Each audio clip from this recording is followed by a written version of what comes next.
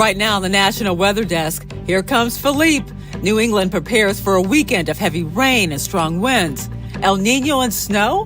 What kind of winter can we expect this year? We could see lower snow totals in the upper Midwest and the Northeast. Monarch migration. A closer look at the butterfly's annual pilgrimage to warmer climates. The monarch's migratory pattern is the most highly evolved of its kind. Fall foliage. Some of the best colors in the country could be found right where you live. And the fall foliage, it is starting to peak in parts of the nation. And we're celebrating Fat Bear Week. Are you ready to vote for your favorite before they head into hibernation? From our nation's capital, this is the National Weather Desk. Good morning, everyone, and welcome to the National Weather Desk. I'm Angela Brown. Tropical Storm Philippe is battering Bermuda this morning with heavy rain and sustained winds of up to 50 miles per hour. 3 to 5 inches of rain could fall. By this time on Sunday, the storm will be hammering New England. Over the next 48 hours, Philippe will do two things here. It will head north and it will downgrade to a post-tropical cyclone as it barrels into northern New England. The impact will be similar to a nor'easter as the storm meets up with a cold front from Canada. Strong winds and heavy rain and flash flooding are expected from Maine to eastern New York.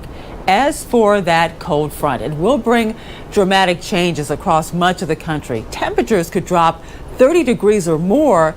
Now, that's a welcome relief from the heat in the south, but it could also mean freezing warnings in portions of the plains.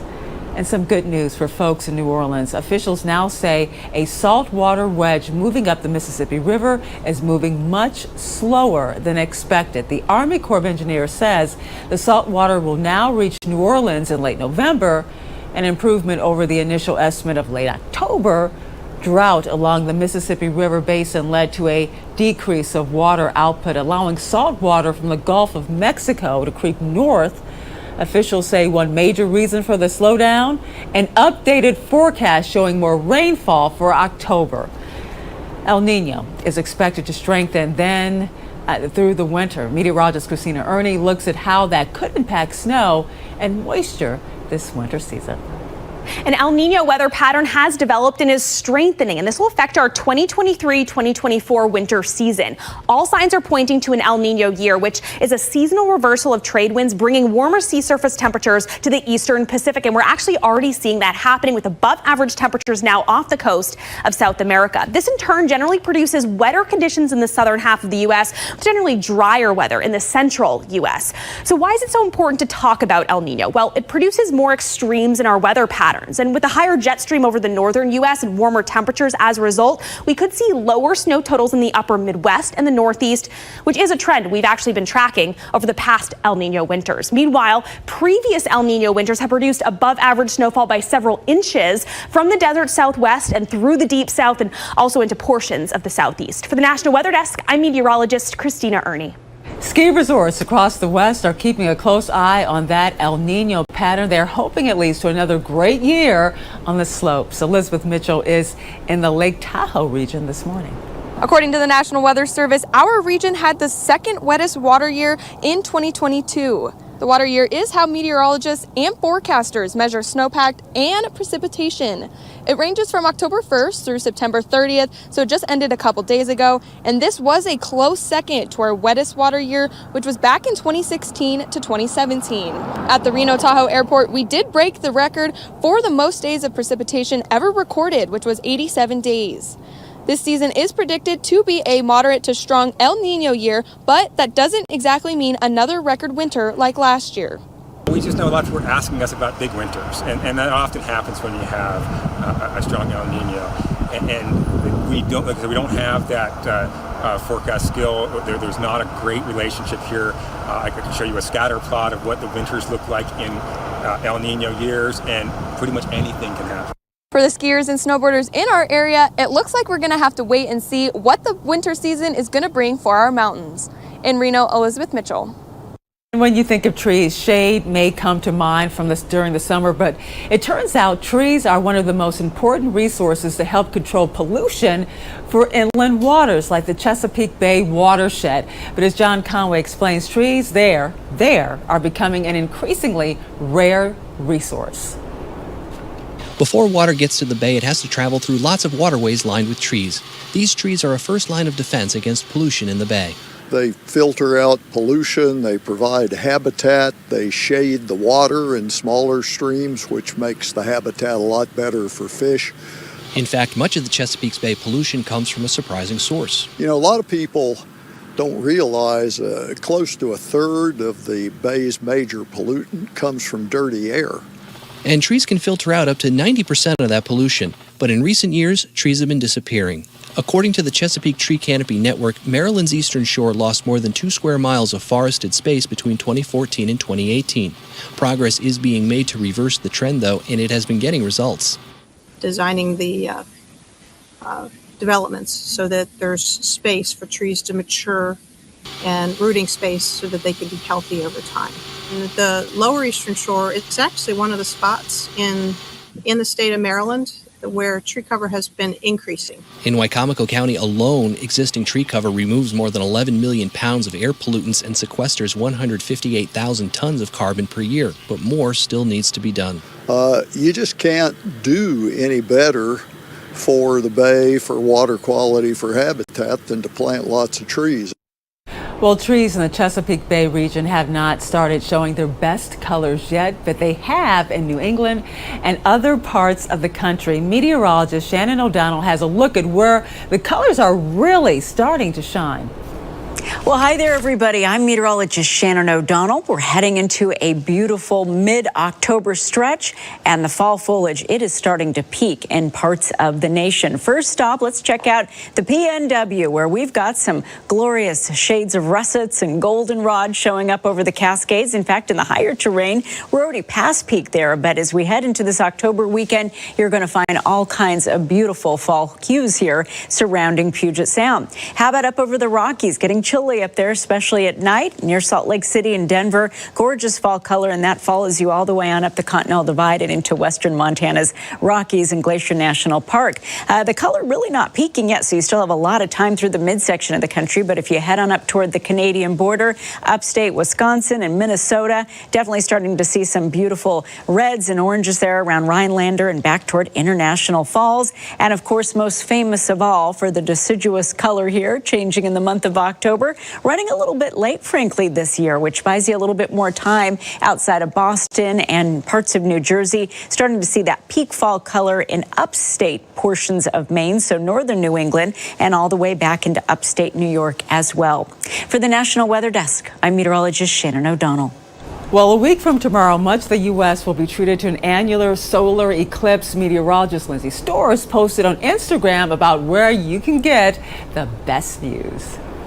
An annular solar eclipse will occur on Saturday, October 14th, and it's going to move across part of the U.S., including part of Utah. So here's the where and when as far as viewing the Ring of Fire.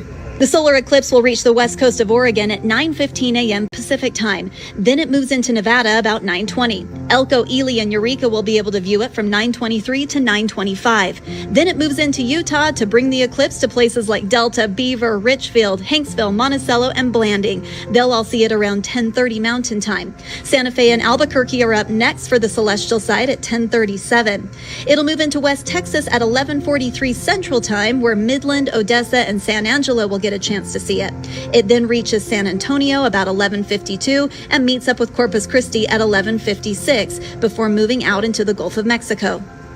If you're in the path of the eclipse and want to view it, make sure you get some of those solar eclipse glasses so that you don't damage your eyes while viewing it. And you may not know this, but we're in the middle of Fat Bear Week. It's an annual celebration of Alaska's bear population. Summer and early fall is when bears are fattening up for winter, eating a year's worth of food in 6 months. For some, that's 40 salmon a day or 100,000 calories. For the past 10 years, Katmai National Park and Preserve in Alaska has asked you to vote for the bear you think should move on to the tournament-style competition, and the winner will be crowned next week. And coming up on the National Weather Desk, we'll find out how drought is impacting cattle farmers in Nebraska, and we'll learn all about the monarch butterfly's southern migration.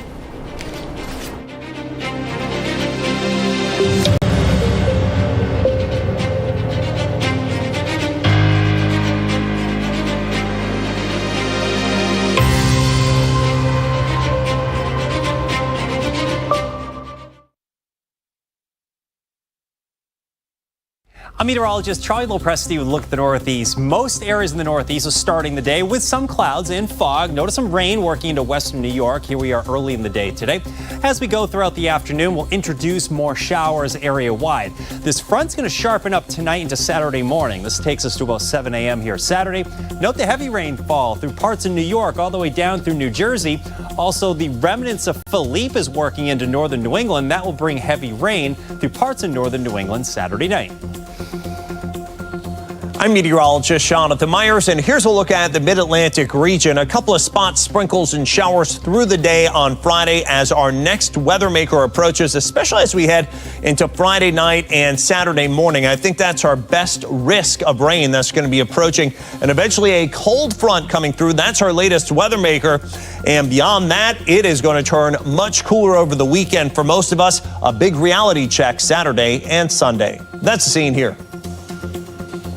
I'm meteorologist Vitas Reed. Here's a look at your forecast. The highs for the day. We're seeing 76 degrees in Nashville, Atlanta, 80 degrees, 84 Charleston, Raleigh about 81, 90 in Tampa, 89 West Palm, kind of hot in Florida. But it looks like we're seeing some clouds scattered across the area as we see a cold front continue to move across the area. A few spotty showers across Georgia and Mississippi, Alabama. Continue to track Philippe as it continues to move north, affecting parts of the New England region. We'll get clearing skies through the weekend.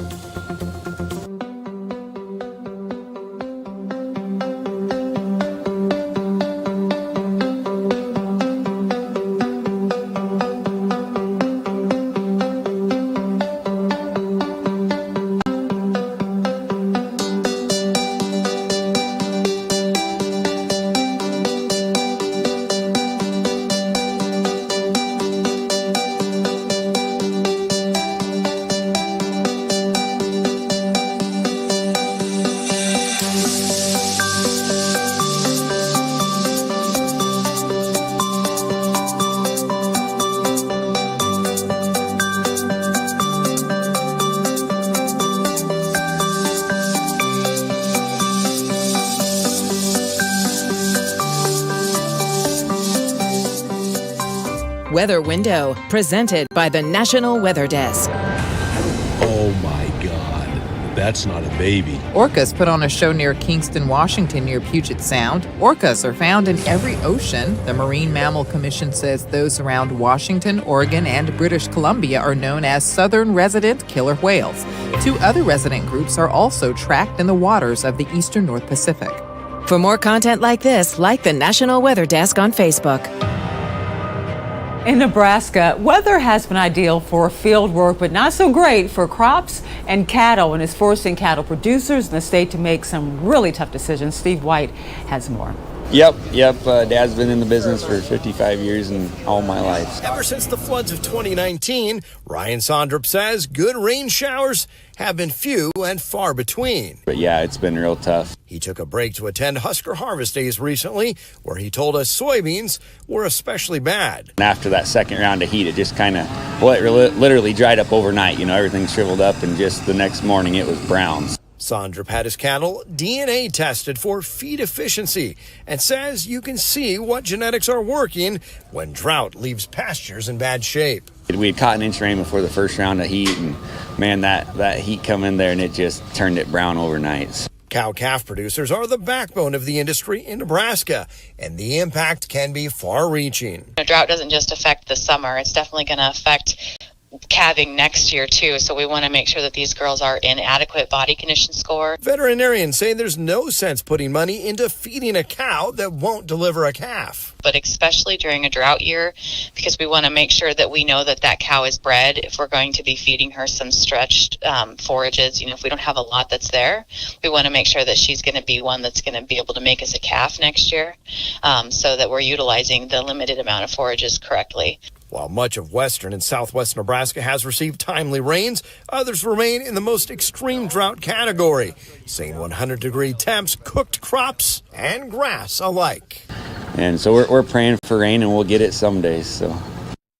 And while the heat might be bad for cows, one type of butterfly chases the heat. Each fall, monarch butterflies start migrating south, and seeing them travel from their summer breeding ground can be a fascinating sight. Farrah Walton is learning more about their migration process. It's that time of the year where the monarch butterflies make their way from the northern U.S. and Canada all the way down to Mexico, many stopping for a break right here in Abilene. It's just the perfect resting spot for them. We offer up lots of native plant species that they can drink nectar from and get a little boost to make it all the way to Mexico.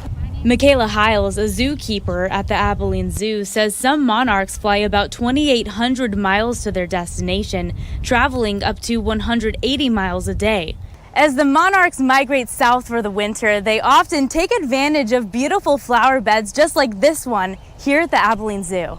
Right beside me, this is lantana. This red bushy plant, that's going to be our Turk's cap.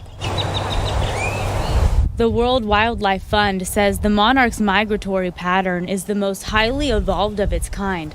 Unfortunately, it also says the monarch butterfly population has been steadily declining over the last 2 decades. They are doing counts every year down in Mexico to see how many monarchs make it down there, because in the past it has been millions of butterflies. The biggest threats to them are going to be the use of herbicides and pesticides, as well as land development. So with land development, they lose a lot of these native plants that would occur naturally, and so they don't have those resting spots like they used to. And recently, white spiders were falling from the sky over California. Brisa Colon looked into what happened. Long, spiderweb-looking strands, many in the shape of upside-down balloons. Hundreds seen falling from the sky over the Central Coast Wednesday. I've never seen anything like this. A spooky sight, seemingly appropriate for the start of October. But are spiders really falling from the sky? Kind of is spiders falling out of the sky. What it is they're these little spiderlings, baby spiders, and when the conditions are right, they will release a bunch of silk and they will fly off to new locations. Kirsten Pearsons, an entomologist farm advisor for Monterey, Santa Cruz, and San Benito counties, says this is called ballooning, common in the month of October all around the country. Maybe this is why spiders are so popular in Halloween decorations. Experts say the sudden heat could have been a possible trigger. It's the heat and the late season heat that can, spike those webs coming off those trees, and depending on the winds, which were a little higher in the morning, it just started traveling through the air. From Monterey to Santa Cruz to Hollister, these webs were visible. Sean in Live Oak collected some samples with his students to study. Yeah, it's totally sticky. It balls up anytime you really touch it. If it gets near like a puddle or anything, it just almost disappears. Experts say there is nothing to be scared of. In terms of the spider's lifestyle, it's perfectly normal. And deer hunting season is officially underway in Michigan. Meteorologist Heather Bricka tells us about this season and the current deer population. Archery season isn't as busy as firearm deer season, but it officially kicked off last weekend. The season runs from October 1st through January 1st through most of the state. We would expect more deer to be seen and more hunter participation to occur in that northern lower than as you get into the Upper Peninsula, and specifically the eastern Upper Peninsula. Deer numbers have been a little bit lower in recent years, and certainly the number of hunters participating in that area has remained on the lower side of normal. Last season, Michigan Department of Natural Resources estimated between 350 and 400,000 deer were harvested. It's still required to report your deer harvest in Michigan. Our law enforcement staff, I think, are still taking more of an education over enforcement approach because we realize that this is a big culture shift for a lot of Michigan deer hunters, and we're wanting to make sure that they understand, what the requirements are. And you hear a lot of different terms to describe rain and its intensity. Meteorologist Emily Santom explains those terms to help you better understand the forecast at home. There are different terms you may hear in regards to the rain. Isolated showers are when very small parts of the area could see rain, leaving a majority of the area dry. In other words, the forecasted area has a chance of 20% or less to see 1/10 of an inch. Scattered conditions mean that there will be 40 to 60% chance for locations seeing the same amount of rain. Widespread showers meaning there's an 80 to 100% chance for an area to receive rain, and it's very likely that you will see rain at some point in the day. And did you know fog is vital to plants and animals? Theron Zahn explains. It can take much of the day for the fog to burn off and reveal your sunny day, but did you know that fog is actually an important resource in parts of the world? For the redwood forest in California, the trees there get 30 to 40% of their moisture from fog and something called fog drip. Some insects get most of the moisture they need to survive from fog, and in some parts of the world, people put up things called fog nets to collect the moisture from fog and use it for drinking water. So enjoy the sunshine when it comes, but do know that fog plays an important role. And before we take a short break, let's take in fall colors in Oregon.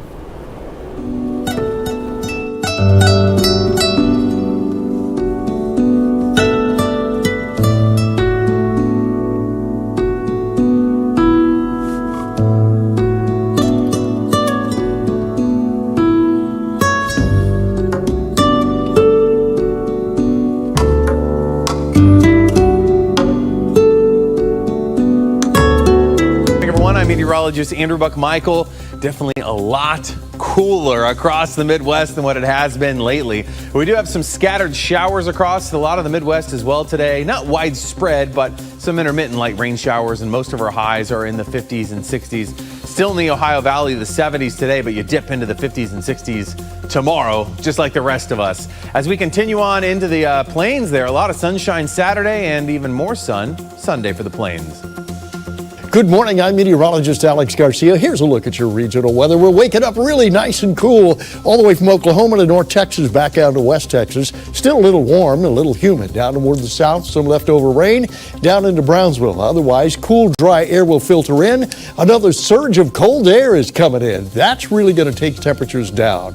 I'm meteorologist Alex Garcia, and that is a look at your regional weather. Well, hi there in TGIF, everybody. Friday morning, I'm meteorologist Shannon O'Donnell. Look at all of the October heat. This happens nearly every year out west. Big round of Santa Ana's blowing into San Diego, LA. Highs well into the 80s to the 90s there again today. 84 out of Portland. We're feeling the heat coming up the I-5 corridor towards Seattle with 76 as well, and 104 out of Phoenix. Big ridge of high pressure, definitely the weather maker, bearing down on the west coast with a lot of warmth here into the weekend. And that's the scene from here.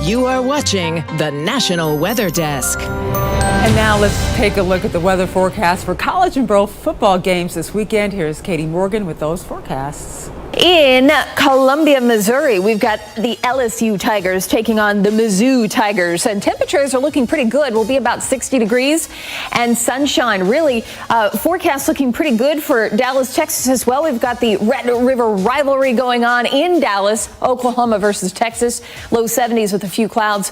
And over towards Ohio here, we've got Maryland taking on Ohio State. A couple showers can't be ruled out here with temperatures in the 50s. On to Sunday games of the NFL. The Cowboys at the 49ers in San Francisco. Always beautiful in California at 70 and sunny. We'll see in Pittsburgh, the Ravens taking on the Steelers. A couple showers possible here, and mid-50s with a few showers in Miami as the Giants take on the Dolphins. And I snuck in a London, England forecast for the Jaguars versus the Bills in London. Temperature a very nice 26 degrees Celsius, which is about 78 with sunshine. Hope you're having a great start to your weekend. I'll see you later.